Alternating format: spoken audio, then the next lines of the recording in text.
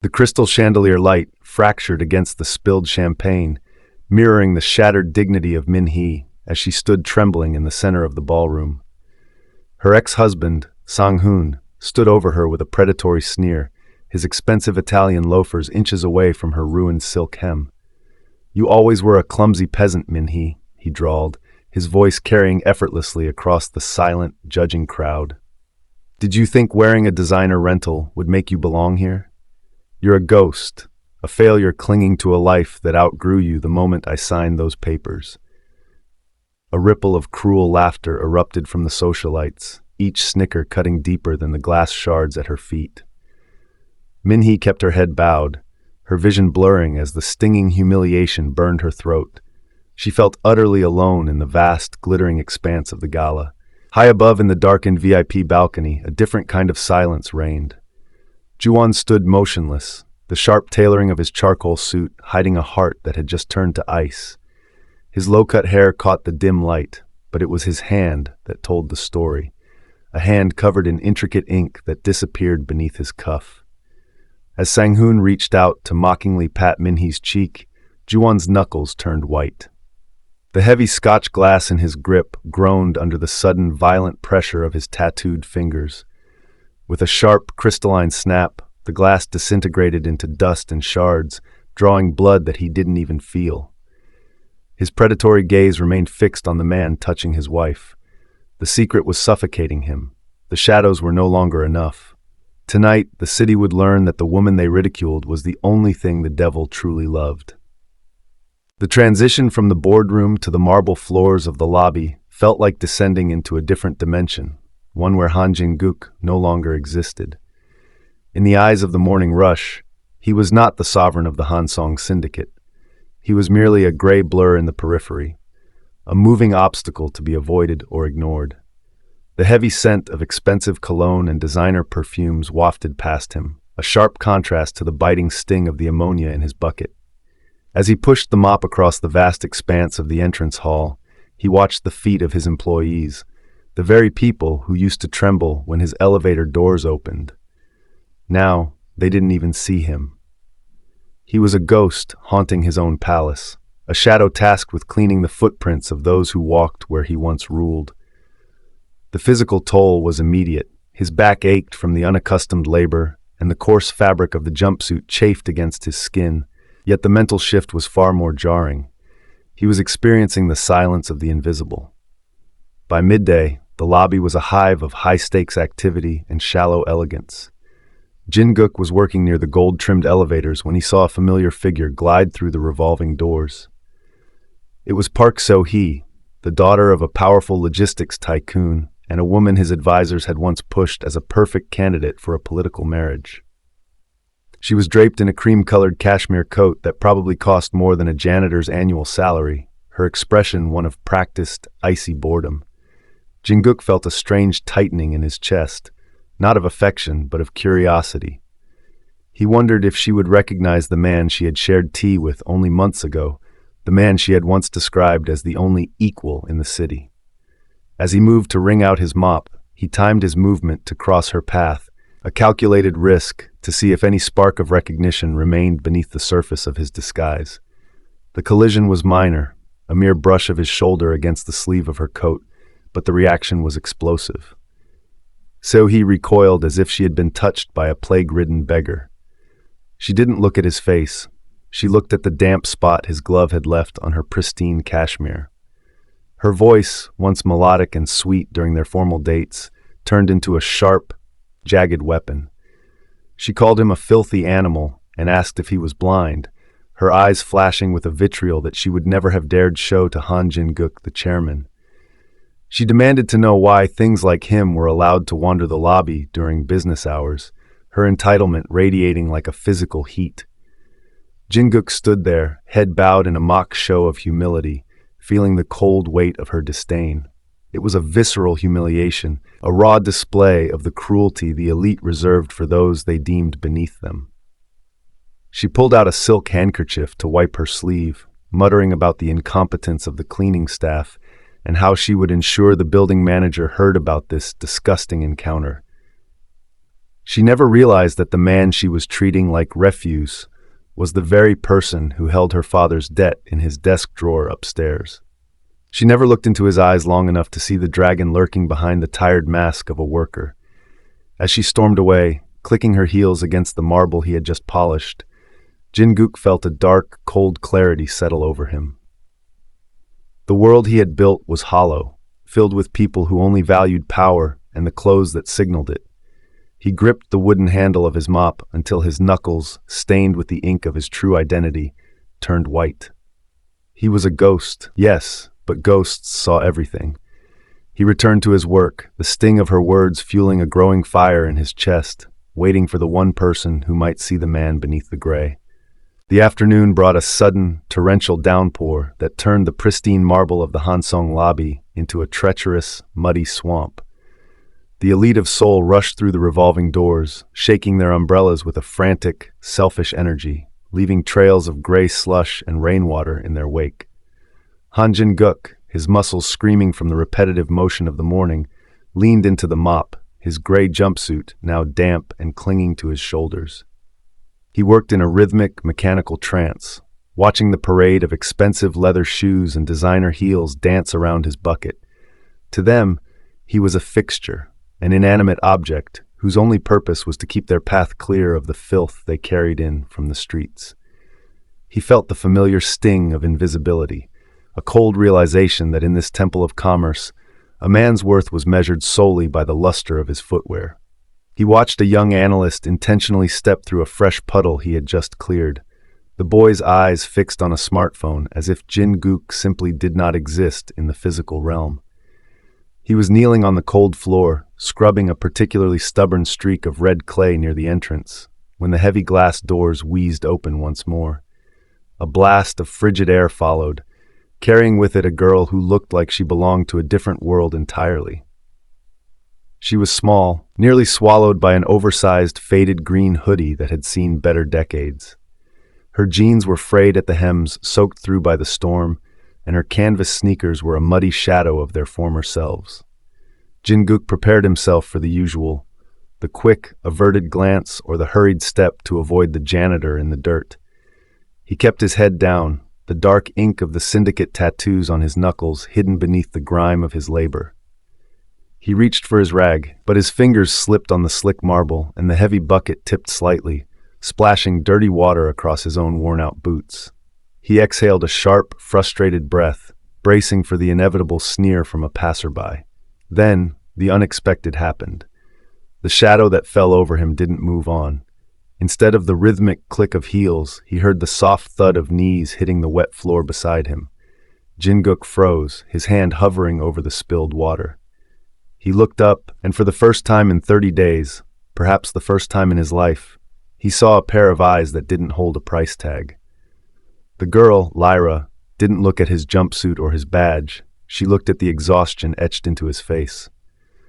Without a word, she reached into her backpack and pulled out a small, relatively clean towel. She didn't offer it to him. She simply started helping him soak up the spill, her small hands moving with a quiet, practiced efficiency. The contrast was staggering. The most powerful man in the underworld and a girl from the streets, both kneeling in the mud of a corporate lobby while the civilized world walked past them with disdain. "It's a lot of work for one person," she murmured, her voice a soft melody that cut through the sterile hum of the building's air conditioning. Her eyes were wide and filled with a rare, luminous empathy that haunted Jin-Guk instantly. There was no pity in her gaze, only a recognition of a shared struggle, a quiet understanding that everyone was carrying a burden. Jin-Guk found himself unable to speak, his throat tightening with an emotion he couldn't name.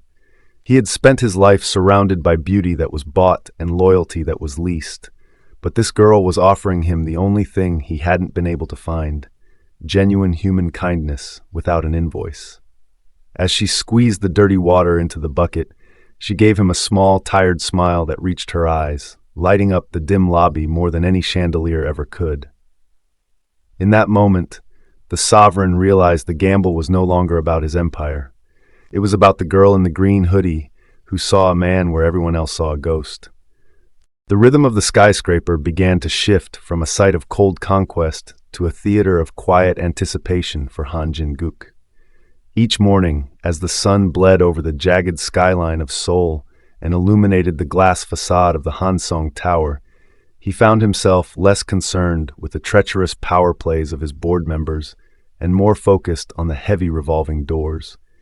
He had spent his life orchestrating multi-billion-dollar mergers, yet now his pulse only quickened at the sight of a faded green hoodie weaving through the crowd of tailored suits and clicking heels. Lyra returned every single day, becoming a permanent fixture in the corner of the lobby near the service entrance. She sat on her tattered backpack, her presence a silent rebellion against the sterile perfection of the building. While the elite filtered past her with their noses turned upward, as if her poverty were a contagious disease, Jin-Guk found himself gravitating toward her, his mop bucket trailing behind him like a loyal shadow. There was a profound, unspoken ritual that began to take shape between them in the dim light of the afternoon. Lyra would wait for the moment Jin-Guk took his mandated 15-minute break, leaning against the cold marble pillar that shielded them from the prying eyes of the security cameras. She didn't have much, usually just a small paper bag containing the remnants of a day's survival, but she never hesitated to open it. One afternoon, as the rain streaked against the glass like tears, she reached into the bag and pulled out a single, crusty baguette, hardened by the air and likely salvaged from a bakery's discard pile. With a gentle, deliberate motion, she snapped the bread in half, the sound echoing softly in the cavernous lobby. She held out the larger portion to him, her fingers red from the biting chill of the city streets. Jin-Guk hesitated, his mind flashing back to the extravagant banquets he had hosted, where the silverware was solid gold and the wine cost more than a small apartment. He looked at her small, calloused hand, and then at the bread, which was dry and lacked the sheen of the buttered brioche he was accustomed to. Yet, as he took the crust from her, he felt a weight in his chest that no amount of wealth had ever been able to fill. He bit into the stale bread, the texture rough against his tongue, but the taste was transformative. It wasn't the flavor of the grain that moved him. It was the raw, unadulterated sacrifice behind it. This girl, who had no roof over her head and no certainty of her next meal, was feeding the man she believed was even lower than herself. Jin-Guk found that the simple, dry crust tasted better than the finest beluga caviar or the rarest truffles he had ever sampled in the private clubs of Gangnam. It was the taste of humanity, stripped of the layers of deception and ego that had defined his entire existence. As they sat there in the shared silence of the lobby, Lyra spoke of the stars she couldn't see through the city's light pollution, her voice a soft hum against the backdrop of ringing telephones and distant sirens. She told him about her dreams of a place where the air didn't smell like exhaust, and where people looked at each other's faces instead of their watches.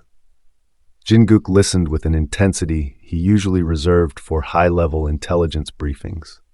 He realized that while he owned the building, the air conditioning, and the very ground she sat on, she possessed a wealth of spirit that he had lacked for decades. Every bite of that shared bread was a reminder of the hollow life he had left behind in the penthouse. He was the sovereign of a kingdom of ghosts, but in this corner, sharing a meal with a girl who had nothing, he felt like a man for the very first time. The gamble was changing him, eroding the calluses on his soul, as surely as the mop was wearing down the marble. He looked at Lyra, her eyes reflecting the flickering lobby lights, and knew that the 30 days were no longer a test for his employees. They were a countdown to a life he wasn't sure he could ever leave behind. The rain in Seoul had shifted from a cleansing downpour into a persistent, needles and pins drizzle that blurred the neon signs of the surrounding district into jagged smears of neon pink and toxic green. Jin-Guk stood by the towering glass perimeter of the lobby, his mop resting idle against his shoulder as he stared out into the gloom. To any passing executive, he was merely a lazy laborer catching a moment of unearned rest, but beneath the drab gray fabric of his jumpsuit, his muscles were coiled with a tension that had nothing to do with physical fatigue. His eyes, sharpened by a decade of navigating the lethal currents of the underworld, were locked on a black, unmarked van idling at the far curb. It was a vehicle that didn't belong in this high-end corporate sector. Too tinted, too nondescript, and positioned with a strategic line of sight that looked directly into the alcove where Lyra usually sought shelter from the wind. He watched through the condensation on the glass as Lyra adjusted her green hoodie, her small frame shivering as she tried to tuck her backpack under her legs. She was oblivious to the predatory geometry of the street, but Jin-Guk felt the familiar electric hum of a threat in the air. His syndicate instincts, honed by surviving dozens of ambushes and betrayal, screamed at him. These weren't common street thugs. The way the van was parked, the subtle dip of its suspension as men shifted inside, and the lack of a license plate suggested a professional extraction team. A cold, familiar rage began to simmer in the pit of his stomach, the kind of heat that usually preceded a massacre. He wanted to drop the mop, walk out into the rain, and tear the doors off that van with his bare hands, but he forced himself to breathe. He was still worker number 402. If he acted now with the lethal precision of the sovereign, his gamble would end, and the secret he was protecting would shatter. The difficulty lay in the paradox of his power. He owned the very ground Lyra sat on, yet he couldn't use a single resource of the Han-Seong syndicate without exposing his identity. He couldn't call for a security sweep, and he couldn't send a fleet of black sedans to surround her. He had to be a ghost who influenced the physical world without leaving a footprint. He watched as a side door of the van slid open a fraction, a pale hand gripping the edge. Jin-Guk's knuckles turned white against the wooden handle of his mop, the dark ink of his tattoos pulsing beneath his skin like a warning light. He needed to move her, and he needed to do it in a way that looked like the bumbling interference of a concerned, low-level nobody. He couldn't let the wolves see the dragon hiding in the sheep's clothing, or they would realize she was far more than a homeless girl. She was the only leverage anyone had ever held over the king of Seoul. Moving with a feigned clumsiness, Jin-Guk stepped out into the rain, the cold water instantly soaking through his thin jumpsuit. He approached Lyra, pretending to be agitated about a leak in the service corridor that he needed help moving some crates for. He spoke loudly, his voice rough and unrefined, purposely drawing the attention of the watchers in the van to show them that she wasn't alone. As he helped her stand, his hand brushed hers, and he felt the frantic beating of her pulse through her wrist. She looked at him with confusion, but he leaned in, his shadow momentarily shielding her from the van's view. "The wind is changing, Lyra," he whispered, his eyes scanning the street even as he smiled at her. "There's a warmer spot by the back delivery bays. Follow me." As they walked away, he felt the heavy gaze of the van's occupants burning into his back. He was playing a dangerous game of shadows, protecting his light while keeping his own darkness tucked firmly into his pockets. For the first time in 30 days, the janitor wasn't just cleaning floors. He was preparing for a war he couldn't yet afford to start. Jin-Guk is no longer just a janitor. He's a predator protecting his light. But with the shadow of that black van looming, can he save Lyra without revealing his lethal identity? The 30-day gamble is about to take a violent turn. If you want to see the moment the boss finally returns to claim his queen, hit that subscribe button and turn on all notifications. You don't want to be the last to know when the dragon finally wakes up. See you in episode 2.